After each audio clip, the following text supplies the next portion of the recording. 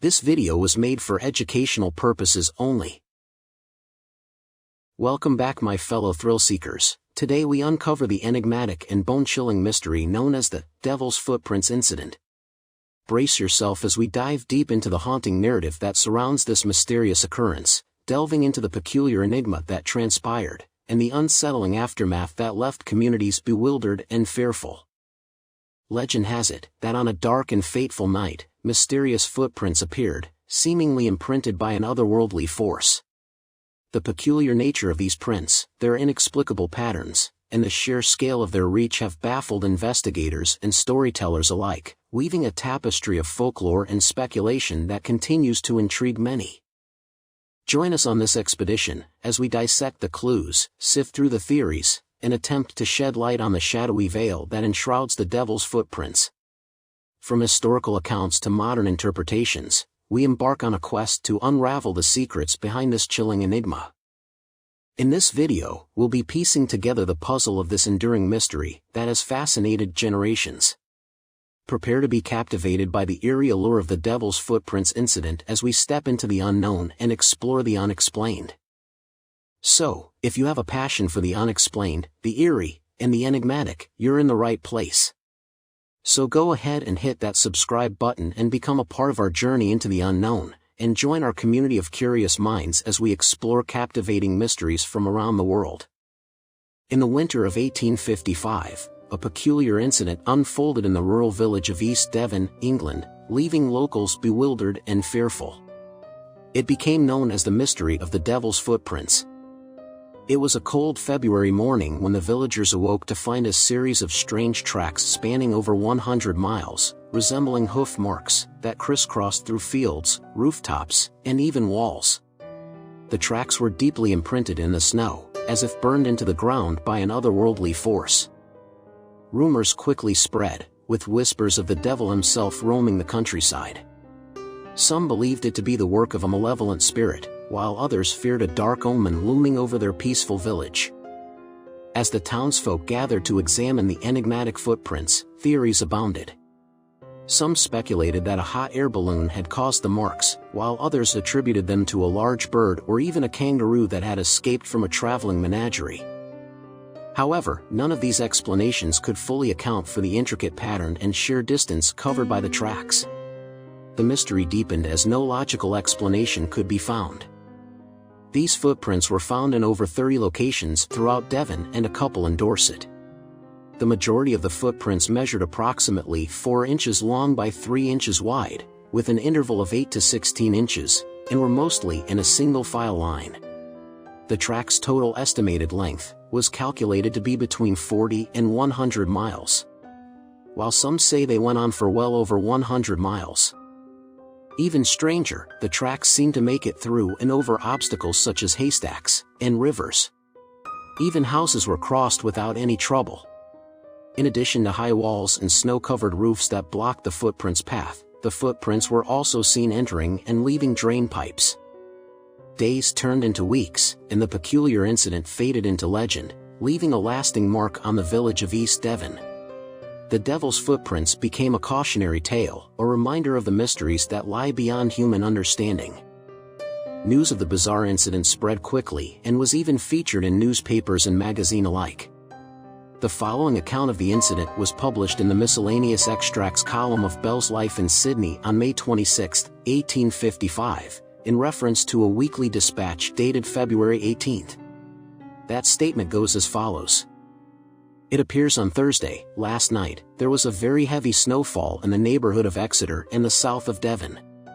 On the following morning the inhabitants of the above towns were surprised at discovering the footmarks of some strange and mysterious animal endowed with the power of ubiquity, as the footprints were to be seen in all kinds of unaccountable places. From the tops of houses, and narrow walls, in gardens and courtyards, enclosed by high walls and palings, as well in open fields. The superstitious go so far as to believe that they are the marks of Satan himself, and that great excitement has been produced among all classes may be judged from the fact that the subject has been descanted on from the pulpit. The impressions of the foot closely resembled that of a donkey's shoe, and measured from 1.5 inches, and in some instances to 2.5 inches across.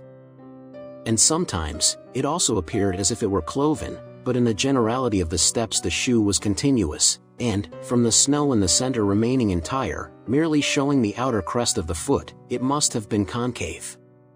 With that, the statement published in the Miscellaneous Extracts column of Bell's Life in Sydney comes to an end. The prints were found in a region that stretched from Exmouth to Topsham, and across the Exe Estuary, to Teignmouth and Dawnish.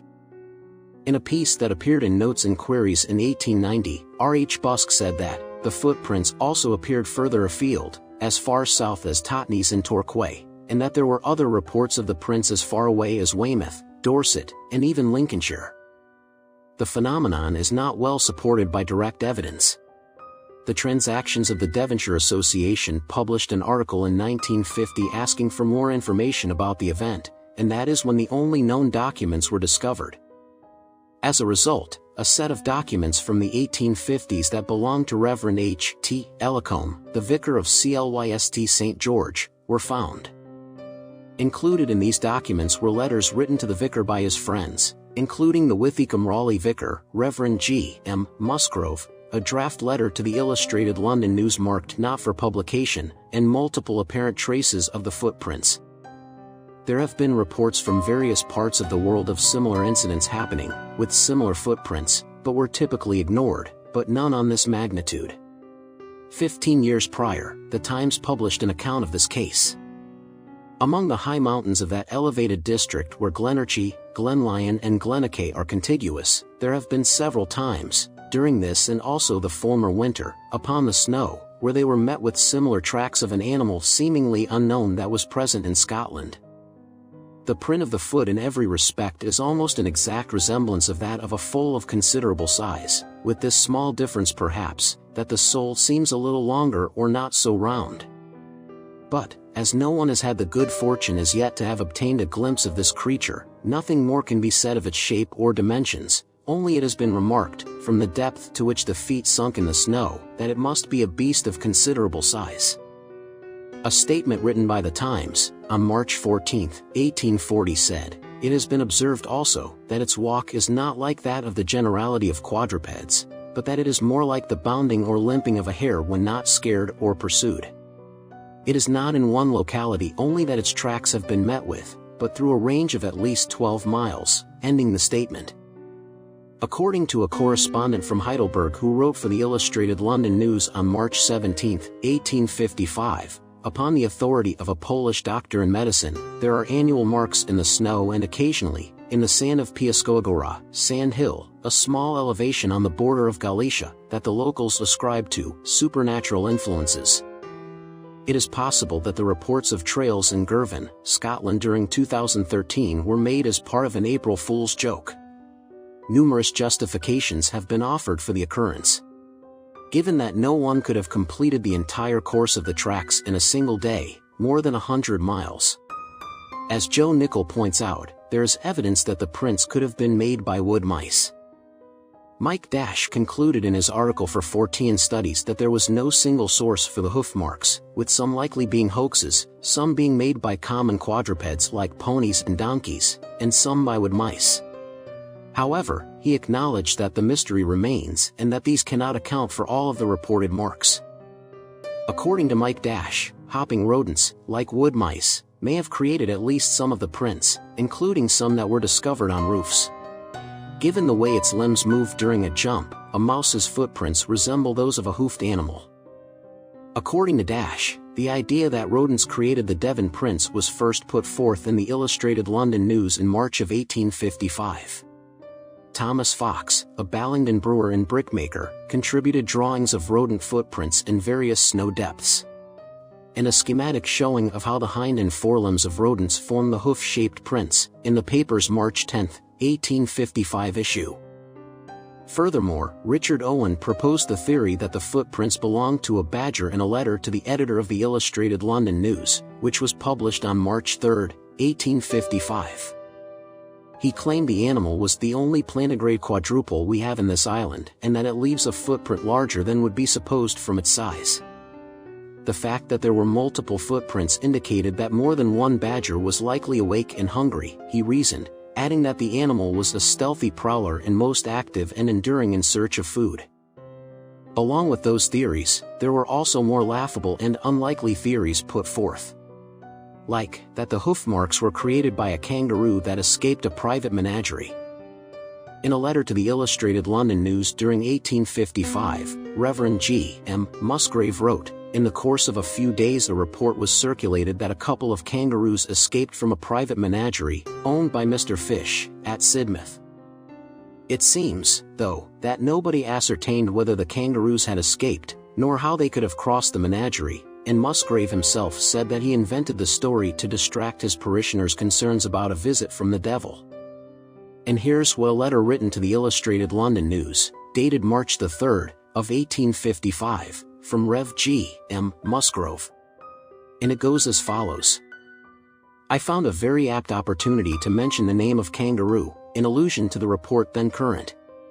I certainly did not pin my faith to that version of the mystery, but the state of the public mind of the villagers, dreading to go out after sunset, under the conviction that this was the devil's work, and it rendered it very desirable that a turn should be given to such a degraded and vitiated notion. And I was thankful that a kangaroo served to disperse ideas so derogatory." End letter. Among the top theories that were talked about around the time the incident took place, and was heavily leaned on, was the theory that the footprints were created by no other than a hot air balloon. Yeah, you heard that correct, a hot air balloon. And this is why. Once upon a time, author Geoffrey Household suggested that an experimental balloon released by mistake from Devonport dockyard had left the mysterious tracks by trailing 2 shackles on the end of its mooring ropes. Major Carter, a local who had worked at Devonport with his grandfather at the time, was the source of information. The balloon also destroyed several greenhouses, conservatories, and windows before it finally descended to Earth, in Oniton, according to Carter, who claimed that the incident had been covered up. The shape of the prints may be explained by this, but some have questioned how the balloon could have traveled in such an erratic zigzag pattern without its shackles and trailing ropes getting tangled in a tree or other similar obstacles. Even though those theories were talked about in the media, the majority of the people still believed that a devil or some kind of demonic being was responsible for the footprints that chilly night. The devil is often depicted in various mythologies and religious texts as a menacing figure, with a physical appearance that embodies evil and temptation. Commonly portrayed as a horned, cloven-hoofed being with a tail and sometimes wings, the devil's appearance is often described as grotesque and intimidating. His eyes are said to gleam with malice, his skin may be depicted as red or dark, and his presence exudes an aura of darkness and malevolence. The devil's physical form is a reflection of his role as a powerful adversary, embodying the ultimate symbol of wickedness and temptation in many cultural narratives. The story of the devil's footprints is still told today, capturing the interest of listeners. The incident still serves as a reminder of the mysterious forces that occasionally entwine themselves with the structure of our universe, leaving a trail of mystery and wonder in their wake. And so, the mystery of the devil's footprints lives on, a tale shrouded in the mists of time, beckoning us to ponder the unknown and embrace the magic that lingers at the edges of our reality. And there you have it, the enigmatic tale of the devil's footprints. So, what's your take on this intriguing mystery? Do you believe in supernatural explanations or lean towards a logical solution? Share your thoughts with us down in the comments below. Could it have been a mischievous prank, a natural phenomenon, or indeed the devil himself, leaving his mark? Maybe we will never know what left those footprints. But until then, I guess the debate continues. And thanks for joining us on this chilling exploration. And don't forget to like, subscribe, and most importantly, stay curious, my friends. Thank you so much for sticking around and watching this video through its entirety. Your support truly means the world to me. And if you enjoyed this type of content, don't forget to subscribe, turn on all notifications, and share it with your friends.